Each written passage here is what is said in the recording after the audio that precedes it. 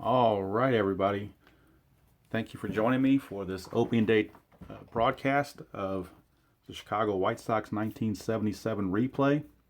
I figured since this was a first game in Canada ever, for Toronto, that is, that the pomp and circumstance needed to come out. So if I was going to play the Canadian national anthem, I thought it only fair to play the Star Spangled Banner as well. Also, it was a cheap way to buy time for people to get into the live chat before the game started. So maybe it's a dual purpose. I don't know. We'll look at the starting lineups for today's game. These are the actual starting lineups, real life lineups. So that's what I'm doing on opening day. After that, it's fair game, injuries and rest rolls and everything else. But for this game, it's real life as played lineups. So we got Gar in left, Bannister at short, Order at second, Zisk in right, Spencer at first, Gamble at second, Soderholm third, Lemon center, Downing catching, and Ken Brett, George Brett's brother, Ken Brett is the pitcher. For the Blue Jays, it's John Scott in left, Hector Torres at short, Doug Alt at first, Otto Velez is the DH, Gary Woods is in right, Gary Woods is in center, Steve Bowling's in right, Pedro Garcia is at second, Dave McKay is at third, Rick Cerrone the catcher, and Bill Singer, former Dodger from early 70s, maybe even late 60s, is the starting pitcher. He gets the inaugural duty of doing that. If anyone remembers the actual game, they played kind of in a snowstorm, or was trying to get around a snowstorm. So by default, I decided to make the weather effects to be bad. And so for bad weather effects, as we go to our score sheet, for bad weather effects, singles are 1 to 2 for lefties, 1 to 7 for righties, and home runs are 1 to 12 for both here at Exhibition Stadium. All right, I have pulled out the old History Maker Exhibition Stadium background. Figure that made more sense than rolling off a Wrigley Field. I'll use Wrigley Field for the Cubs, the standard one that comes with Strat-o-matic. And for the White Sox, when they get back home, I have Comiskey Park, so we'll be going back there in time when they play their first home series against the Red Sox, right after this series is done. So we're going to go ahead and get these cameras pushed to where I think they need to be, and hopefully you guys can verify that for me, that you can see everything. So I'll make sure you can do that. Let's see, let's bring this up a little closer, why don't we? So let's try Bill Singer right here. And we'll try Ralph Gar right there. Now, I think you can see everything there. Please tell me if you cannot, if you don't have a good view of the cards, and I'll do some more maneuvering, but I think you can see those pretty decently. At least I hope so. And what I'll do is I'll pull the score sheet down here when the Sox are batting, push it up further here when Toronto is batting.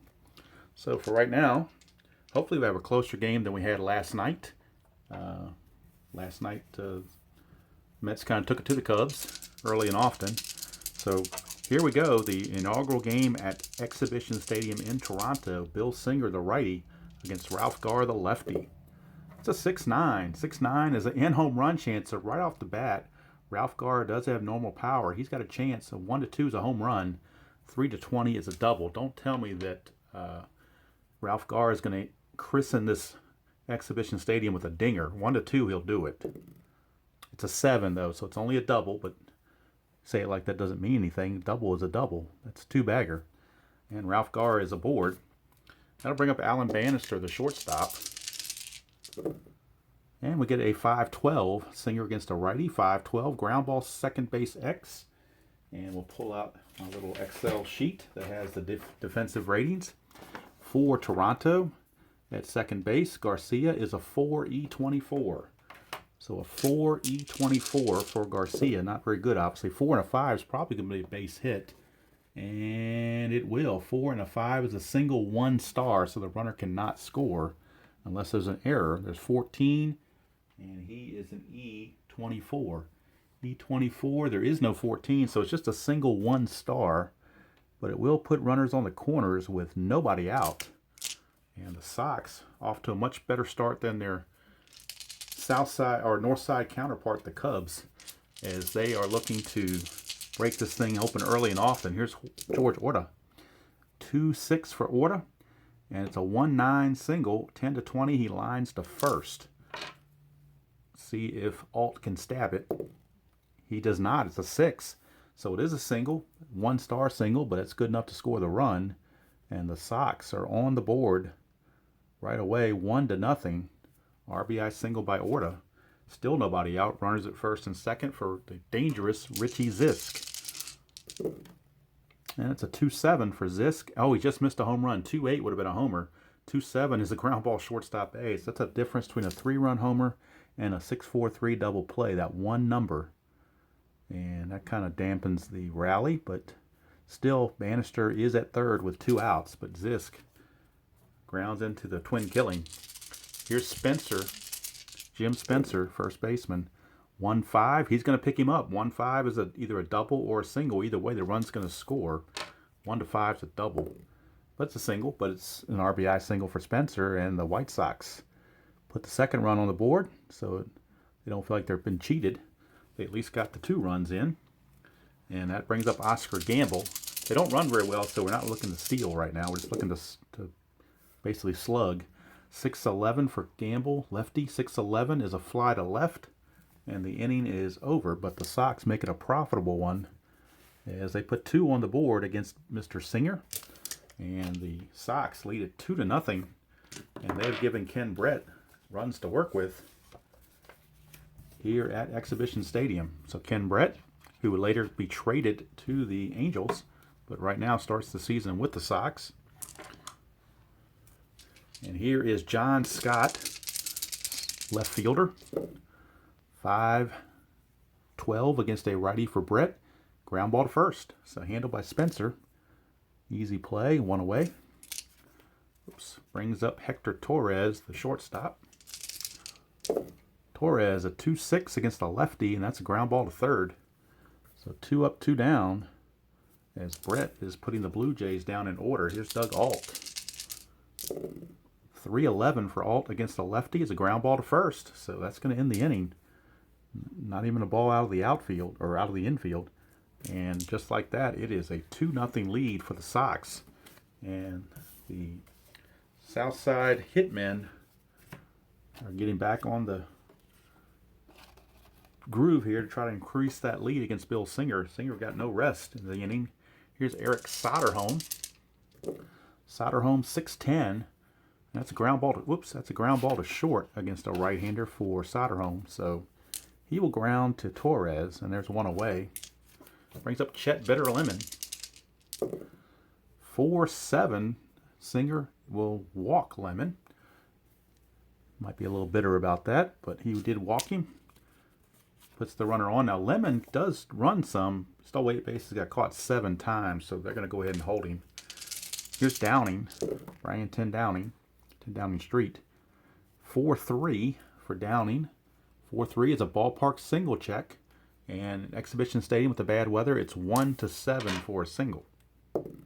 And to 14, so he's going to line to short for out number 2. So now we're back to the top of the order, and Ralph Garr. 3-7 for Garr against Singer is a strikeout. So Singer rebounds and is able to put down the Sox without any incident. We go to the bottom of the second. And hello everybody that's joined. I'm just now catching up with the comments. Combat Painter, Royals fan, Strat-o-matic Delaware, Al Red Sox fan, ID. Anybody else I may have missed? The comments have kind of scrolled up on me, so now I can't see who was in here. But everybody that's in here, I appreciate you joining and watching. And if you came in late, you missed us 2 runs in the first. As we go to the bottom of the second, here's Otto 7 against Brett. 3 with the whiff. Brings up Gary Wood. I'm sorry, fly to right, rather. Tried to go opposite way, couldn't get it done. So here's Steve Bowling, right fielder. The Blue Jays have loaded their lineups with righties, but it's not helping them so far. 2-7, it's a fly to center. They're getting a lot of results off their batter cards, which is not really helping them. They'd probably do better to go off Brett's card, to be honest with you. But they're not getting the cooperative rolls. And after 2 complete, White Sox still lead at 2-0. I'll bring up Alan Bannister. So Bannister is up. Yes, Strat-o-matic, the late 70s do rule. I will agree with you there. Except for Disco. We got to get rid of Disco. 5-9. 5-9 for Singer. Is going to be a ground ball shortstop X. We're going to check Hector Torres and his fielding. As a shortstop, Torres is a 4 E14. So not very good range. See if he can get to it. He does. It's a 19, so he did get to it. Check an error. E14, that's a 9. There is no 9, so it's good play for Torres, as he is able to retire Bannister. One shortstop grounding to another. And there's one away for George Orta. 1-7 for Orta, and it's going to be a base hit. One's a triple. Anything else will be a solid single. And that's what it is, a solid single for Orta. He's 2 for 2. And he's not really a threat to steal. Stole 4 bases, got caught 4 times. So they're going to hold him up, especially with Zisk up there. Zisk is a dangerous hitter. 2-6 for Zisk. And that's a diamond shot, home run chance, 1-12. And Zisk will go yard. It's a 12, so we got a chance to rob the home run. So again, we're using the super advanced robbing home run technique. So we're going back, and I'll show it to anybody that missed it the first time in the exhibition game. We go to, first of all, figure out the batter is right or left-handed. Zisk is right-handed. Is the number on the D20 the last number in the home run range or the first number in the flyout range? It is the last number in the home run range. So that means we're checking the left fielder. And in this case, that's John Scott. And John Scott, his fielding prowess in left field is a 4. That's his range. So not very good. So we come over here to 4. And a 1-15 is a home run. 16-20, and he will be able to take it away. See if he can do it. He does not. Zisk, it goes over the field. Scott couldn't get it. So Zisk, a 2-run homer. And it's 4-0 in favor of the White Sox. And I'm afraid we got another blowout on our hands. I was hoping for close games, but may not work out that way. Here's Spencer. 6-8. Maybe the Sox should play the Go-Go Mets. 6-8 is more damage. 1-4 is a triple. 5-20 is a single. Spencer with a triple. I don't think he had many triples on the year. He had one. We just had one here on opening day. So Jim Spencer follows the Zisk homer with a triple. And the Southside Hitmen are just crushing Singer into oblivion here. The bullpen for the Blue Jays is already loosening. Runner on third and 1 out. Infield's going to have to come in for Soderholm. It's a 2-9. Soderholm 2-9, and that is a ballpark diamond shot. So even if he doesn't get the home run, he still gets a sacrifice fly. But it's 12, 1-12, and he'll have a homer. It's a 13, so that's the last number in the out range. So again, we're going to go back to that same rule. It's the last number, or the first number in the flyout range, and he's a right-handed batter. So this time we're doing the center fielder. So this time it's going to be Gary Woods who gets checked. So we go to Gary Woods, and his center field rating, he's also a 4. So once again, not a good chance to rob it. 16-20 is what he's got to get to rob this home run, or else Singer is really in trouble. It's a 13. It's gone.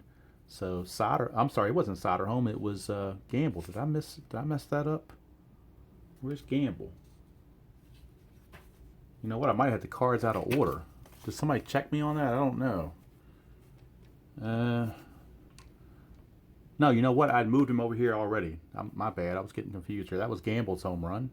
He was a lefty, so I should have been checking lefty. I was still going to check the center fielder because he's on the last out range, or first number in the out range. So ends up working out already, and Singer is just about done. Sorry about the confusion there, folks.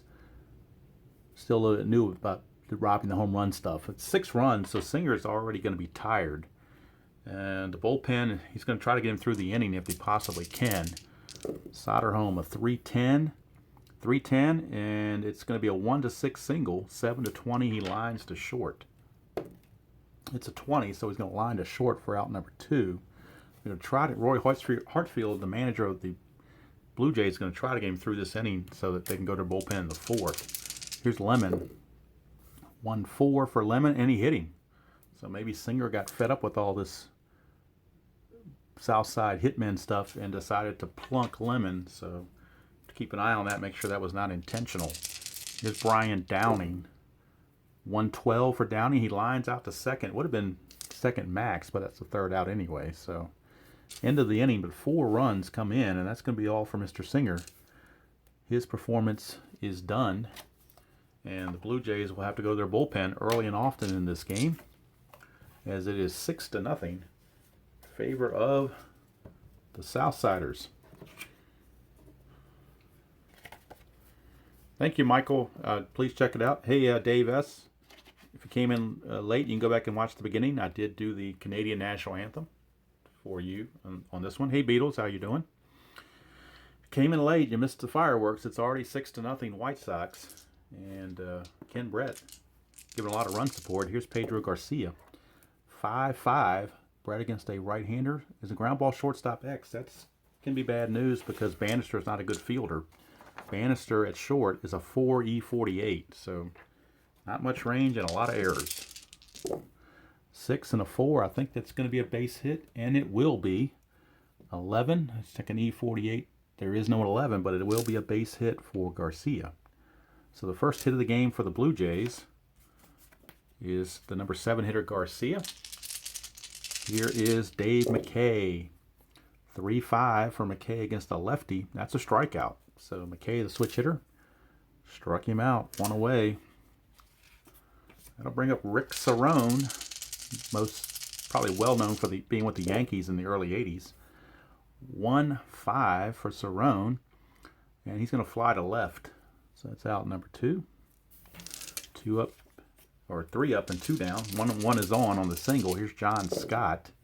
6-9. 6-9 is a walk. So the inning continues as Brett issues the free pass.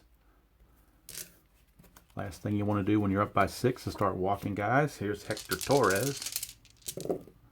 1-8 for Torres against the lefty. He's going to pop it up to short. Bannister catches it, and the inning's over. So after 3 complete here at Exhibition Stadium, it's the White Sox 6 and the Jays nothing. And the Jays now will have to bring in a relief pitcher. I'm not sure they have too many volunteers that want to come in and face these Southside hitmen. But Roy Hartsfield's going to have to see who draws the shortest straw.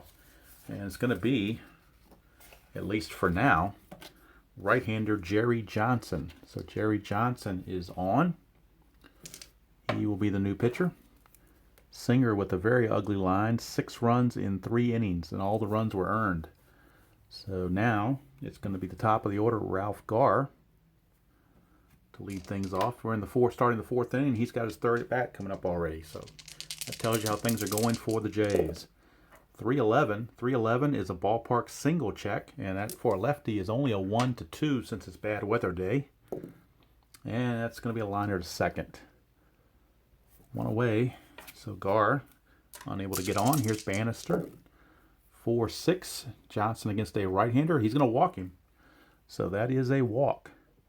And if you're wondering why I'm taking the pen up to the cards, because sometimes when I'm doing these videos, I'll misread a column. So that's really to, if it helps you, that's fine. But it's mainly to help me make sure I don't misread the cards. So I hope it's not too annoying that I do that. But I do it for my own benefit, too.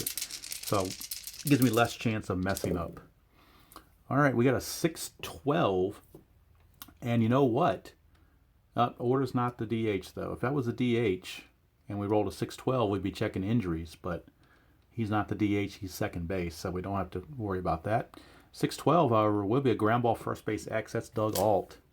And Doug Alt, his defensive prowess for Mr. Alt is a 3E22. 3E22, a 3 and a 7. And that will be a G3, which means the runners are going to advance. Or the runner is going to advance, I should say. That's a 13. And he's an E22 at first base. E22. Ooh, there's an 11, 12, and a 14, but no 13. So simply going to be a ground out to Alt. But it will move Bannister to second with 2 outs for Richie Zisk. Power hitting right-hander. 5-10 And that's another ballpark single check. And in this bad weather, it's 1-7 for righties. And it's a 6, so he'll get it.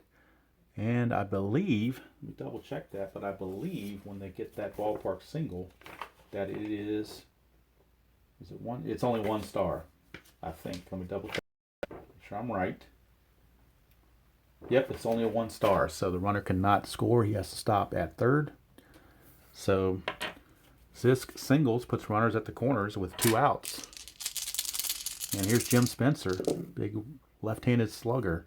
6-9 against Johnson, and he's going to slug. Look at this, 1-8 a triple. Spencer's already tripled once in his last at bat. He only had 1 for the entire season. He could triple twice in the same game. If it's a 1-8, he would do it. And he does it. So Jim Spencer, how about that? We had Tom Seaver hit two home runs in the game yesterday, and now Jim Spencer has tripled twice in this game, which is 1 more than he had the entire season. And that will score 2 more runs, and it is now 8-0. So I don't know what, maybe it's these live videos are causing me to have blowouts. I don't know. Here is Oscar Gamble, 6'4". 6'4" is a catcher X, and that could be problematic. We could get a wild pitch, pass ball, who knows. Let's check the catcher, Rick Cerrone. Cerrone is a 3 E1. So that might help him a little bit. 3 E1, let's check it out. That is a 14. So check out 14 and a 3 for the catcher. That is a pop out, so you don't have to worry about a pass ball or anything. 12. E3, there is no 12, so it's good play. It is simply a pop out to Cerrone to end the inning. But 2 more runs score. It is now 8-0. So maybe they got that touchdown in a rouge or something. I'm not sure about CFL, but I know they have something called a rouge. Maybe that's how you get 8 points. I don't know. 2-point conversion if you're talking about American football. All right, so Ken Brett out there to face Doug Alt. It is a 2-5 for Alt, and that's a walk. So a leadoff walk to Doug Alt. And again, when you're up 8-0, you don't want to start walking, guys. Here's Otto Velez. Otto Velez, a 3-6 against a lefty. And that's a 1-8 single, but if he doesn't get it, it's a ground ball third base A for a double play. So 1-8 is a single, but a 9-20 is a round the horn double play. And it's a round the horn double play, 5-4-3. So the D20 not kind to Mr. Velez. 2 down, bases clear for Gary Woods. That's a 1-2 for Woods, and he's going to ground to short to end the inning. And that's it for the Blue Jays. So Ken Brett, about as easy of a time as you can have it. Maybe even easier than Seaver had it last night. He's got an 8-0 lead. Johnson, sacrificial lamb, is going to come out for another inning of work. And here's Eric Soderholm. 4-10 for Soderholm. Let's see here. 4-10 against a right-hander. It's going to be a fly ball to right field, and that's 1 away. So Soderholm flies out. Here's Chet Lemon.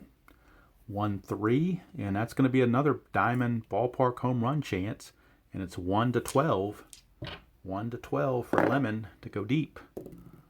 And he does not. He flies out to right field for out number 2. Here's Brian Downing. 2-10 for Downing. He's going to ground. I'm sorry, it was 1-10. 2-10, he's going to ground to third. That's why I use that pen. Keeps me straight. And the inning's over. So we go to the bottom of the 5th, and that time finally Toronto pitching prevails and keeps things from getting worse. Ken Brett, he has a 6 for his fatigue rating, so he's still in good shape, especially with this lead. Here's Steve Bowling. Hey Jerry, hey Clinton. Sorry you two guys, you come in late, you missed a lot of the fireworks. It's already 8-0 in favor of the Sox. 4-7 off of Brett is a solid single though for Bowling, so he will at least get a hit for the day, not be shut out. Here's Garcia. Garcia, it's a 2-7 against a lefty. He's going to fly to left, and that's 1 away.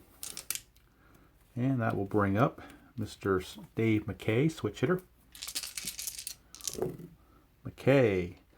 We get a 3-3 for McKay, and that's going to be a ground ball third base A. Another double play, another around the horn double play. 5-4-3. It's happened 2 innings in a row to take away potential rallies. And we're going to go to the 6th. Still a blowout of 8-0, and Jerry Johnson's going to try one more inning. See if he can save some of their bullpen. Although tomorrow is an off day, they're still don't want to blow out their bullpen in game 1.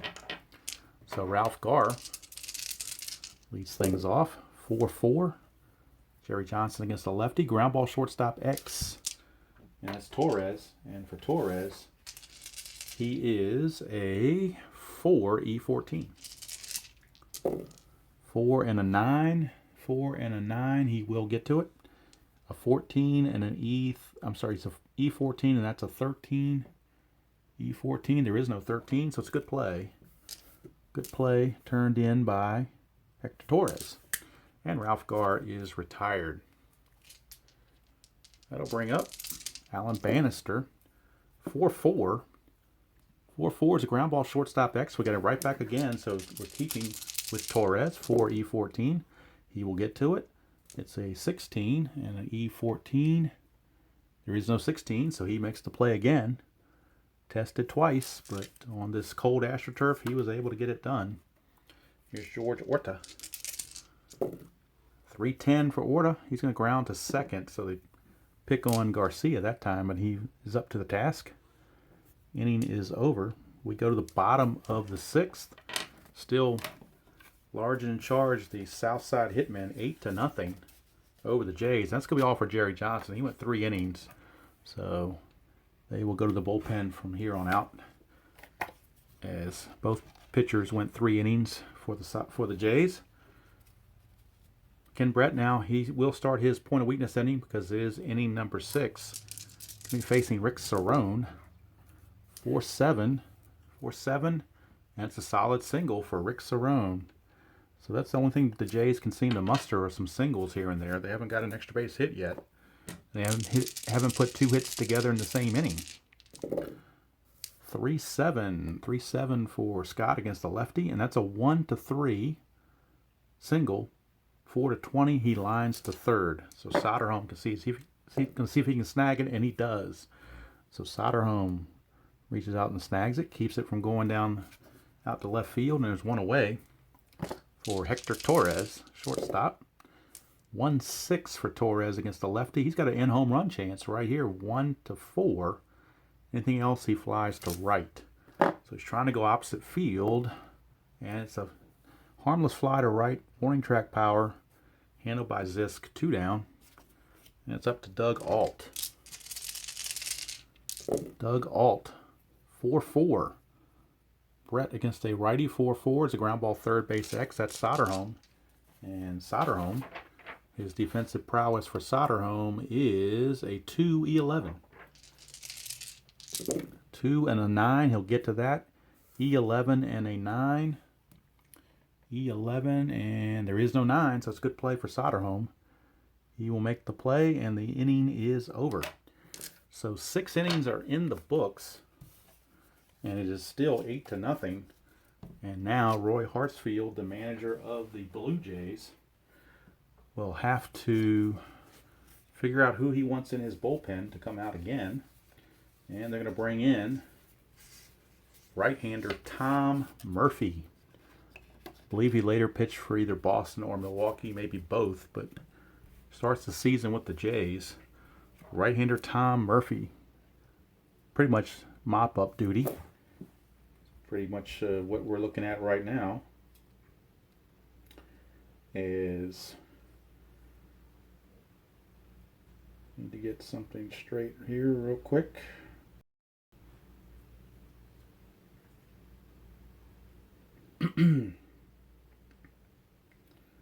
Alright folks, let's get going again.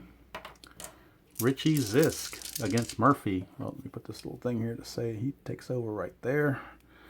Alright. Excuse me. 1-7. 1-7 for Zisk. Struck him out. So Zisk is out on strikes.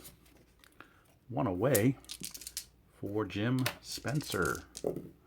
310 for Spencer is another ballpark single check. But for a lefty, it's only 1-2, so not very good. And it's going to be a liner to second for out number 2. 2 down, and that will bring up Oscar Gamble, the guy with the big afro. 210 for Gamble, and he's going to ground to second, and that's going to end the inning. Hey Anthony, how you doing? Nice to see you. Hope you're doing well. And that's going to do it for the WhiteSox here in the 7th inning. And with Brett, he was a fatigue of 6, but he hasn't really given up anything. He's only given up 1 hit, so they're going to go ahead and see about letting him continue. But the bullpen will be loosening for sure.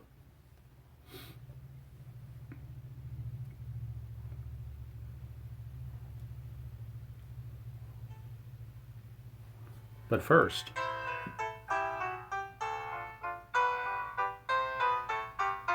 take me out to the ball game.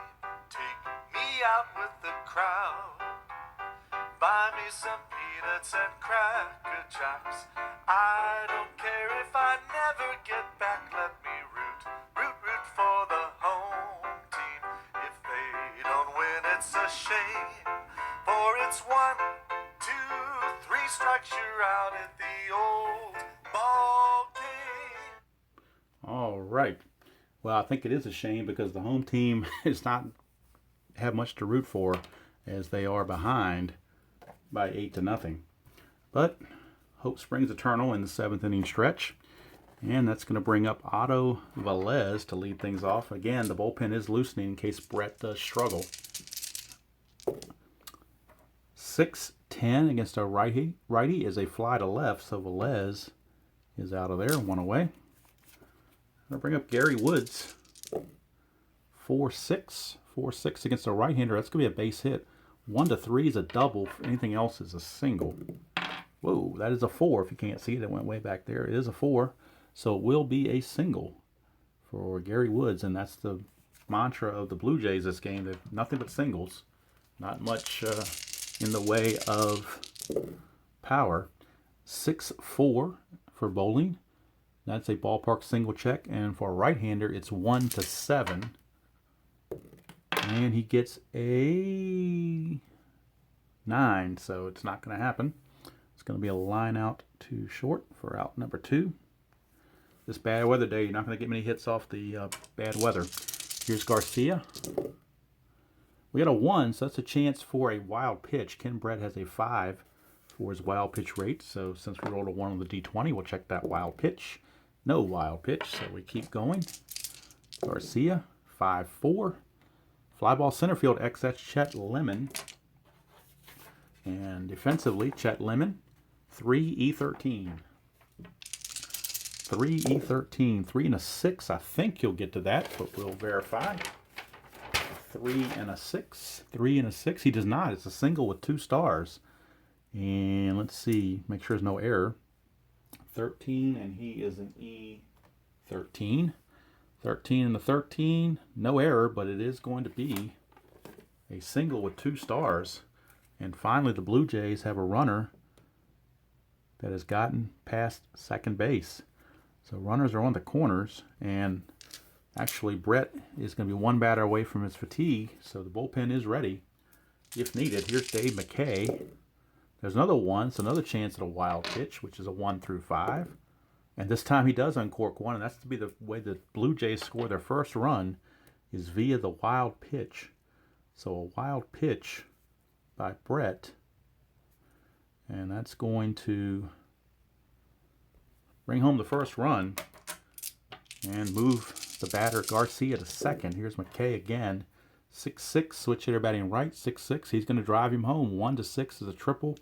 8-20 is a double, and this is going to be the last batter for Brett. He's going to be done after this. It's a 5, so it is a triple for Dave McKay. And the Blue Jays get on the board for 2 runs this inning, at least. So the wild pitch at least didn't hurt him because the triple would have brought both runs home anyway. So McKay gets that hit, and that's all for George Brett. I'm sorry, George. I know I was going to call him George Brett. Ken Brett. And we'll go to the bullpen. And let's see who they're going to bring in. They're going to go with Bart Johnson, a right-hander. Bart Johnson. So Bart Johnson is on. He will take over for Ken Brett here in the 7th inning. Brett actually goes 6 2/3. And he faces 26 batters. All right, so runner at third, 2 outs. And Rick Cerrone, the batter. We get a 6-6 against a right-hander, and that is a walk. So Bart Johnson walks Cerrone. Not the way you want to come into a game. And now that brings up John Scott, although he will not hit. He was in there because they were facing a lefty, so he's going to be pinch hit for by, let's see, who they got to play center field otherwise. They may have to leave him in there because I don't know what they got for center fielders. Let's see. Well, let's check this. This is easier. Who else do they have to play center field? They've got Gary. Let's see. They've got Scott, Gary Woods. Well, Scott's actually in left field. My bad. So that's easy to do. That is going to be, as a left fielder, they will go with Sam Ewing. No relation to JR, but there he is, a lefty, Sam Ewing, and he will stay in the game to play left field after he pinch hits. So Sam Ewing looking to do some damage against Bart Johnson. Would have been more fun if Sam Ewing was facing J.R. Richard, but that's a whole other issue. 6'10 is a fly ball center field X. That is going to be Chet Lemon. He's a 3E13. 3 and an 8. I believe he'll get to that. 3 and an 8, and he will get to that. There is a 7, and he's an E13.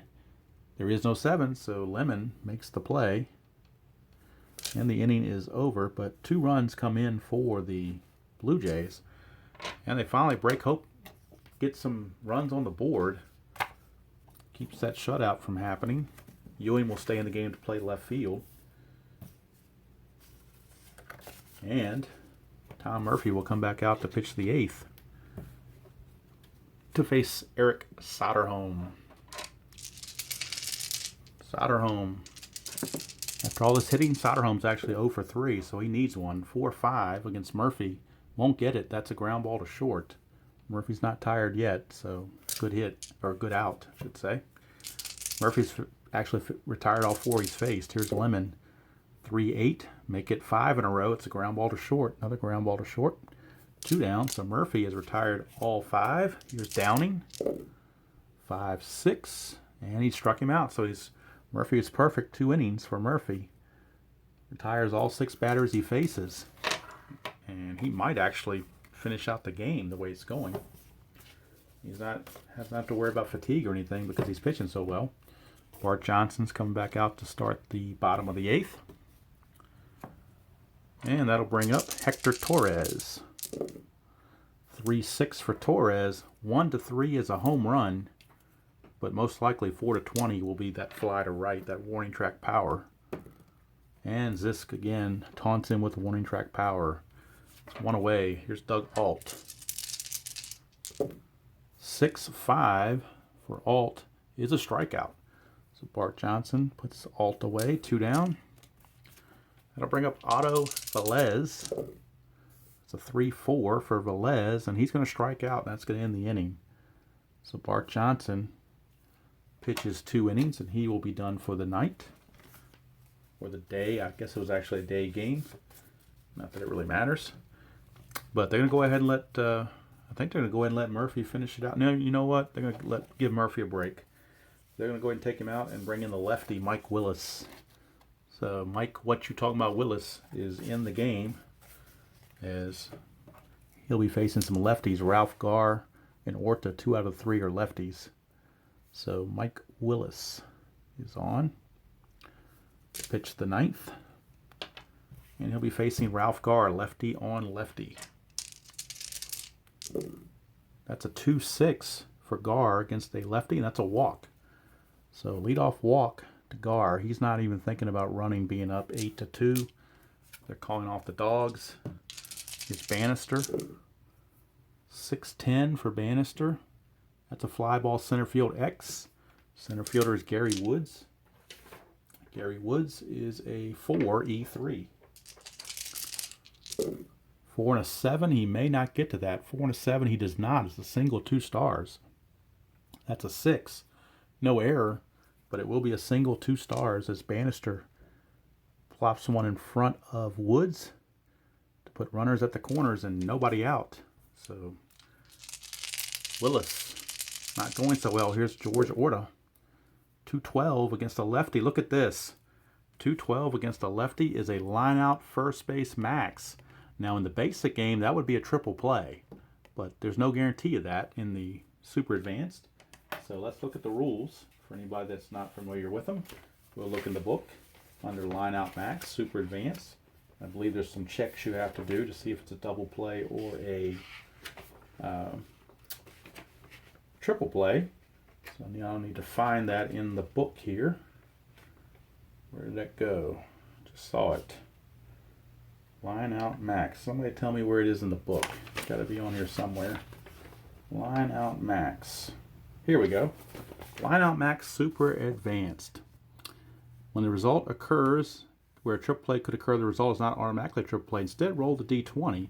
If the roll is 1 to triple play, if the roll is 8 to 20, it's a double play. So 1 to 7, we got a triple play, which I don't think I've ever had in the super advanced. And 8 to 20 is merely a double play. And we got a triple play. It's a 7, so Orta lines it to Alt. Alt steps on the bag to double off Bannister, 3 unassisted. Then he will throw across the diamond to get Ralph Garr, who had headed for home. So that's going to go 3 to 5. So it's 3 unassisted, 3-5. And a triple play is an interesting way to end the top of the 9th. And it does get Willis out of trouble. And he says, that's what I'm talking about. You're talking about what you talking about, Willis? We're talking about a triple play. So Willis gets out of it, no damage done. And now the Sox will go to their bullpen and have somebody mop up here in the bottom half of the 9th inning. And it's going to be Bruce Dow Canton. He will be on. He'll be facing Gary Woods, but Gary Woods won't hit because he's in there against lefties. Instead, they will go to a lefty hitter, and that lefty hitter is going to be Ron Fairley. So Ron Fairley, the veteran, will pinch hit for Gary Woods. Ron Fairley, and obviously they don't have to worry about him playing defense because the chances of them tying this game and sending it to extra innings is virtually nil. All right, here's Ron Fairley. 5-4 against Dow Canton. The lefty. 5-4 is a catcher X. Brian Downing. Catcher Brian Downing is a 3E5. 3E5. Chart 3E5. That's a 12.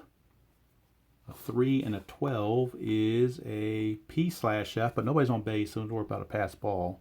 That is a 12, and he is a 12. 12 and a 12.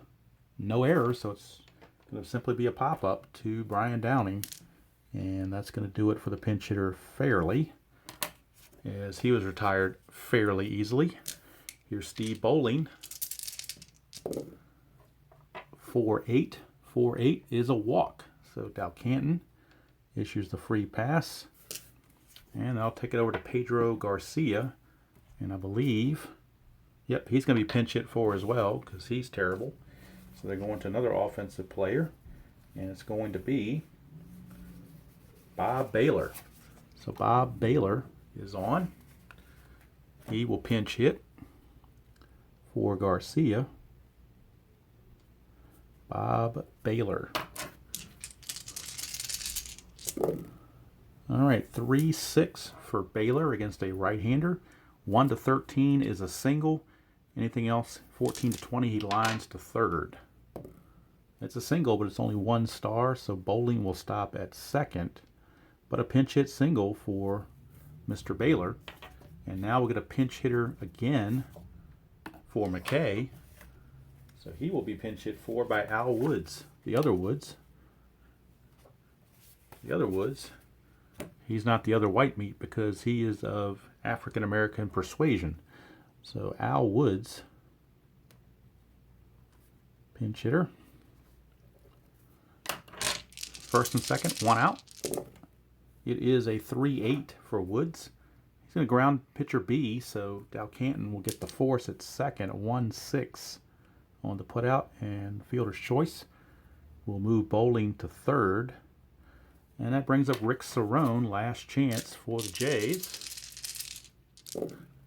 And we got a 1, so it's a chance for a wild pitch, which is a 9, and that could bring home a run if this is a 9 or less. And it is, so it's another wild pitch. This one by Dow Canton. I forgot to put his name in there. So Dow Canton with the wild pitch. That will bring home a run. And move the other runner up to second base. So now it is 8-3. Here's Cerrone. 4-7. And that's a ground ball to short. And the game is finally over. Got a little sloppy there at the end for the Sox.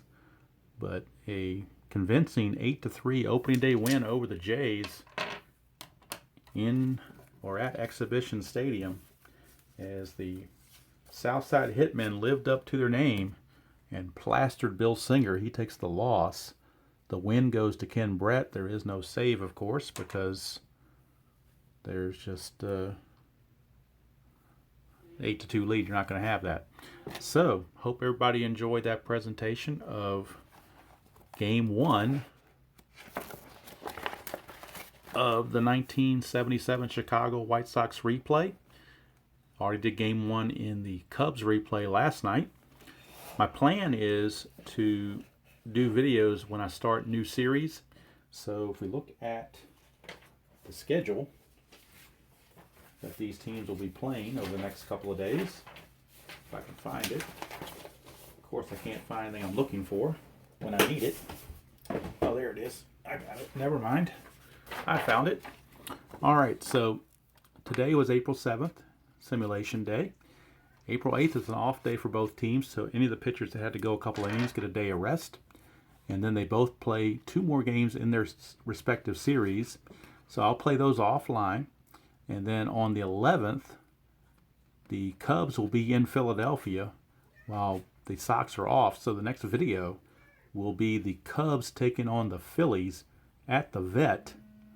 And that'll be the next one on video. And then, of course, when we play that, we'll give before I play it, I'll do a recap of the 3-game series, for everything else. And Al, Red Sox fan, if you're still there watching, which I hope you still are, the celebrity has made a appearance again. The Tabby the cat is making another appearance on camera. First appearance on live video. So I don't know what she's going to do, but we'll figure something out. Dan, yeah, what I did is, Tabby, don't get too close to the camera. You're getting a little close there. Dan, what I actually did is the score sheet itself is a PDF that a friend of mine gave me, and all I did was print off 81 copies, 2-sided, so it's totals of 162 games. And I took that to Staples, and they did a binding for me. And the whole thing was, I think it was $6.90 or something like that to get it bound. So, of course, I provided all the copies. If you go in there and ask them to make 80 copies, that's going to charge you more. But if you have your own copies, they'll do it pretty quickly. And I'm sure that's the same for Office Max, Office Depot, whatever. Staples just happen to be the closest to where I am. There's Tabby. Don't get too close. You're getting too close to the camera. All right, Tabby's gonna have to move. She's made her appearance, but I think she's getting a little frustrated. So Tabby, you can go down now. But that's for you, Al, Red Sox fan especially, because I know you are a fan of the Tabby. So she seems to enjoy when I play this. She likes to jump up on the table when I'm playing offline, and I figure why not do it while I'm online. So anyway, that is going to do it from Exhibition Stadium here in Toronto, Canada. And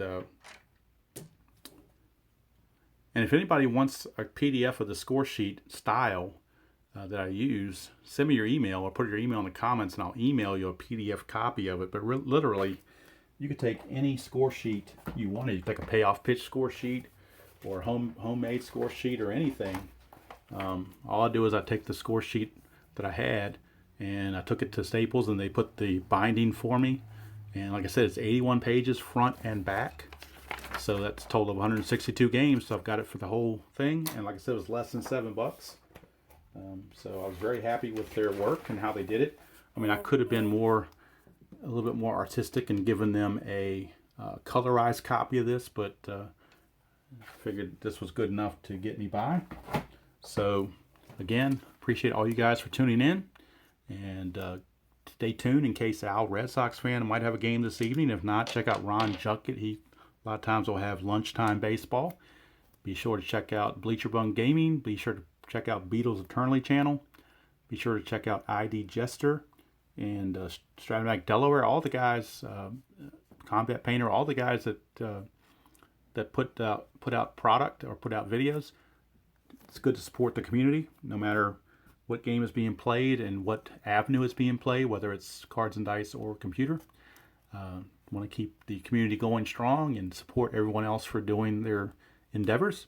And for those that don't put out content, that's fine too. Your support of watching the videos and commenting keeps us all going. We do it because we love what we're doing. We're not doing it for any money or anything like that. I know I don't get paid, so I don't know about anybody else, but I know I don't get paid. I just do it because I enjoy doing it.